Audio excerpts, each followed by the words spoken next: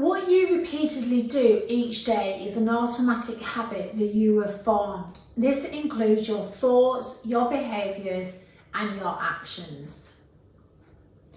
James Clear, in his book Automatic Habits, states the following: your life today is essentially the sum of your habits. And this is so true. How in shape or out of shape you are a result of your habits. How happy or unhappy you are a result of your habits. How successful or unsuccessful you are a result of your habits. So I've included an extract of James Clear's book in the resources material if you want to look into this a little bit further. But what if you want to improve? What if you want to form some new habits? How would you go about it? So this video will show you how. Firstly, let's take a look at the science behind habit forming. So Charles Duhigg indicated that the process of building a habit can be divided into 4 simple steps: cue, craving, response and reward. So your brain runs through these steps in the same order. So let's delve into the work of Charles Duhigg by looking at each step more closely. The cue. So the cue triggers your brain to initiate a behaviour. It is a bit of information that predicts a reward. So our prehistoric ancestors were paying attention to cues that signalled the location of primary rewards like food and water. Nowadays, most of us spend our time learning cues that bring reward like money, power, status, praise and approval, love, friendship and a sense of personal satisfaction. So your mind is continuously analysing the internal and external environment for hints of where these rewards are located. This naturally leads to a craving. Cravings are the motivational force behind every habit, so they give us a reason to act.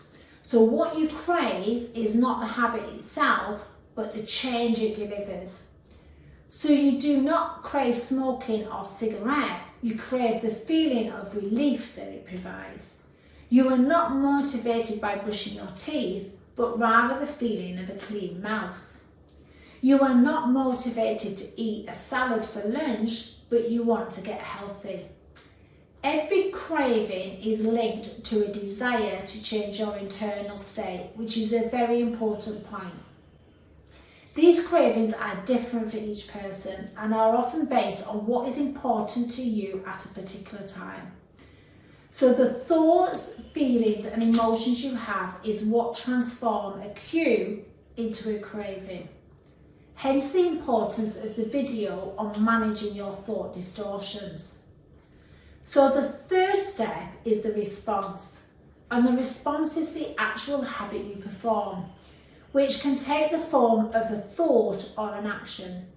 Whether a response occurs depends on how motivated you are for the reward. So if a particular action requires more physical or mental effort than you are willing to expend, then you won't do it. And this is why creating new habits can fall down. Your response also depends on your ability. It sounds simple, but a habit can only occur if you are capable of doing it. So if you want to run 5k, how capable are you of doing it? Now, with practice and support, you may be able to run 5k.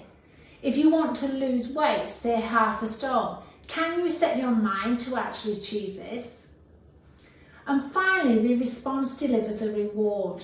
Rewards are the end goal of every habit. The cue is about noticing the reward, so losing the half a stone, running the 5k effortlessly, being healthy from quitting smoking. The craving is about wanting the reward, and the response is about obtaining that reward. We chase rewards because they serve 2 purposes. Number 1, they satisfy us, and number 2, they teach us. Our brain likes rewards. They create dopamine in the body, which makes us feel happy. So your brain becomes a reward detector, And as you go about your life, your sensory nervous system is continuously monitoring which behaviours satisfy your desires and deliver pleasure. This feedback mechanism helps your brain distinguish between those pleasurable behaviours, creating a feedback loop, where you then repeat the behaviour to complete the habit cycle. But what if you've created some bad habits, and most of us do have at least one or two bad habits, which we would like to change? Let's take the example of eating a bar of chocolate, biscuits, crisps, or toast with butter in the evenings, whilst relaxing, watching your favourite television programme. What's the cue? The cue is the pleasure of eating the chocolate, a time to relax. So the brain then creates a craving for the chocolate bar and then eats the chocolate bar, the reward stimulus is reacted and the body receives a rush of dopamine because you are now relaxed. This habit then gets repeated. In order to change this habit, you would need to find something else to eat or do that would create the same feelings, but essentially be better for your health and probably your waistline. The end reward.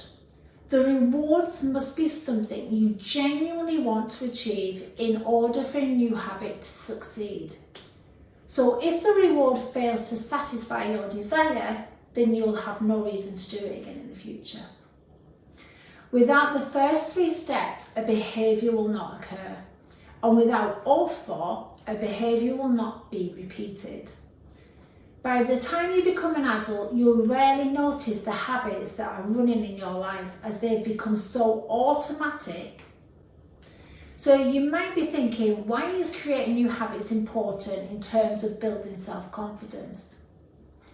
So achieving goals and creating a set of new positive habits provides the foundation for developing your self-confidence. Goals are about the results you want to achieve. The habits you put into place, in other words, the systems, are what leads to achieving those goals. The more goals you successfully achieve and the more new habits that you sustain, your confidence will naturally grow as you start to feel good about yourself.